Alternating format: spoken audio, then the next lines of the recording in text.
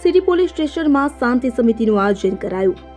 વડોદરા શહેરમાં જ્યારે તહેવારોની હવે શરૂઆત થઈ છે, તેવામાં કોઈ અનિત્ય બનાવ ન બને તેમજ વડોદરા શહેરમાં શાંતિ બની રહે, તમામ ધર્મના લોકો તમામ તહેવારો ફરી મળીને એક સાથે ઉજવે તે હેતુથી આજરોજ સિટી પોલીસ સ્ટેશન ખાતે ડીસીપી ઝોન 4 પન્ના મોમાયા તેમજ એસીપી સહિત 7 પોલીસ સ્ટેશનના પીઆઈઓની ઉપસ્થિતિમાં શાંતિ સમિતિનું આયોજન કરવામાં આવ્યું હતું કે જેમાં શહેર તાજિયા કમિટીના પ્રમુખ જાહિદ બાપુ, ઉપપ્રમુખ ગુડ્ડુભાઈ તેમજ ભોલુ બાપુ સહિત હિન્દુ અને મુસ્લિમ સમાજના આગેવાનો આ મીટિંગમાં ઉપસ્થિત રહ્યા હતા।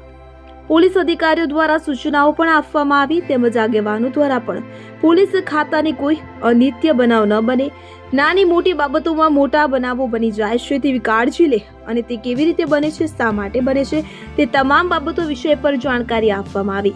ખાસ કરીને આવનારા તહેવાર શિવરાત્રીનો કે જેને લઈને ભક્તજનો પ્રસાદ રૂપે ભાંગનું સેવન કરતા હોય છે, પરંતુ અમુક લોકો દ્વારા ભાંગ સાથે નશીલા પદાર્થોનું પણ વેચાણ કરતા હોય છે, જેના કારણે લોકો નશામાં ચૂર થઈ જતા હોય છે અને નાના મોટા અકસ્માતો તેમજ અપશબ્દો બોલવાના કારણે વાતાવરણ પણ બગડતું હોય છે કે જે વિષય આગેવાનો દ્વારા પોલીસ ખાતાની જાણકારી આપવામાં આવી કે જેના ઉપર પોલીસે નજર રાખશે તેવું પોલીસ અધિકારીઓ દ્વારા જણાવવામાં આવ્યું હતું।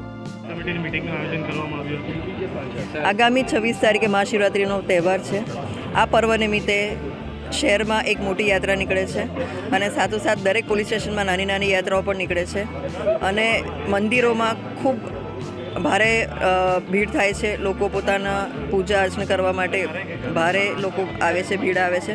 રાતના 12 વાગ્યા સુધી ને મોડી રાત સુધી પણ લોકો પોતાની પૂજા કરવા માટે, દર્શન કરવા માટે જતા હોય છે। જે અનુસંધાને આજે ઝોન 4 હસ્તકના તમામ પોલીસ સ્ટેશનની શાંતિ સમિતિની બેઠક અહીંયા સિટી પોલીસ સ્ટેશન ખાતે રાખવામાં આવેલી છે। શાંતિ સમિતિના સભ્યો, ફ્રેન્ડ ઓફ પોલીસ બધાને સાથે રાખી અને શિવરાત્રિનો પર્વ અને જે રેલીઓ છે બધી ખૂબ સારી રીતે પૂર્ણ થાય, એમાં કોઈ અનિષ્ટ બનાવ ન બને તેની માટે સૂચના આપવામાં આવેલી છે અને પોલીસનો બંદોબસ્ત કેવી રીતનો રહેશે એની પણ અમે જાણકારી આપવામાં આવેલી છે। સોશિયલ મીડિયા પર અમે વોચ રાખી છે, અમે એની પણ અમે જાણકારી આપવામાં આવેલી છે અને આગામી દિવસોમાં જે કોઈ એન્ટી સોશિયલ તત્વો છે એની પર બી અમે નજર રાખીશું, એની પર અમે પગલાં લેવાના છીએ, એની પણ જાણકારી આપી। પેટ્રોલિંગ અને ધાબા પોઈન્ટ ચેકિંગ અને જે કંઈ અમે કરી રહ્યા છીએ એની પણ જાણકારી આપવામાં આવેલી છે અને આવતો તહેવાર ખૂબ સારી રીતે શાંતિપૂર્ણ ઉજવાય એ માટે અમે અત્યારે કાર્યરત છીએ। સાહેબ, ભાંગની પણ એક વિગત આવી છે કે ભાંગ જ્યાં જ્યાં વેચાય છે અમુક જગ્યાએ નશાની પ્રવૃત્તિ પણ અંદર થાય છે, એ સંદર્ભમાં પોલીસ કયા હિસાબે કામ કરશે? એની માહિતી મળશે તો ચોક્કસ અમે કાયદા મુજબ કાર્યવાહી કરીશું એમાં।